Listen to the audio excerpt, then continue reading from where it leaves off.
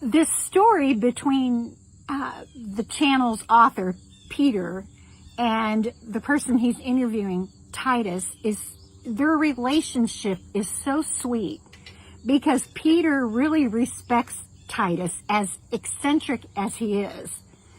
And Titus is happy to answer any questions and share any stories with Peter. They're just so honest with each other, and you'll definitely feel that as the videos go along. So here is what I think is happening. You know, a lot of times, I myself included, something bad happens to us or happens to someone else, or we read about something in the news and we say, how could God let this happen? If there was really a God, why didn't he do this or why didn't he do that? And even when times have gotten really bad, like to me, when the world seems really, really ugly, I've overloaded myself with bad news stories or that type of thing. I'll ask God, why don't you come back? Why don't you come back now? Why are we waiting? This is awful and it's not going to get any better. So we're always saying, if there is a God, why doesn't he do this? Or why doesn't God do that? But I think that we're missing a lot that God is doing. And he is here. And just like the followers of Jesus, you know, Jesus came to earth. He was the Son of God. He said he was the Son of God. He performed all of these miracles. His own people didn't believe him. And they are the ones that sent him to be crucified. They didn't see the miracle that was right before their eyes. And I think that is a little bit of what's going on here with this story.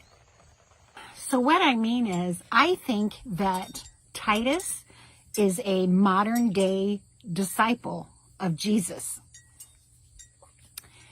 And I feel like this channel, video channel, is a way of getting his and getting God's message out. And so I feel like both men are actually being used for a greater purpose.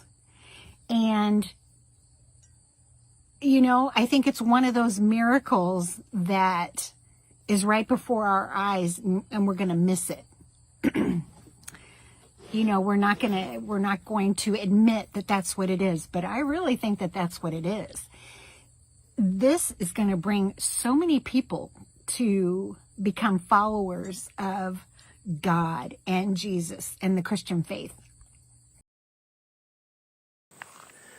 Titus, here's a question for you. Sure. From the outside, it looks like here's a very religious man, self-sufficient, committed to his faith. But do you have temptations? Definitely. Like what? Oh, you're riding down the road training a horse and you see a porn magazine on the side of the road and you feel like, oh, what's in there? Let me check it out. There's nobody around. It's a quiet country road. I could look at that. Nobody would see. But then you remember, I have a Father in heaven. He's watching me. He sees. And I don't want to disappoint him by putting something into my mind that I know would be harmful. Okay, so that's happened. You've seen the porn mag in the ditch. And Oh yeah. Mm-hmm. Did you stop and think through it? Yeah. Yep. You didn't look. By God's grace, no. Every time you're faced with a temptation and in God's strength you say no, I'm not going to do that, I'm not going to look. Yeah, it makes you stronger.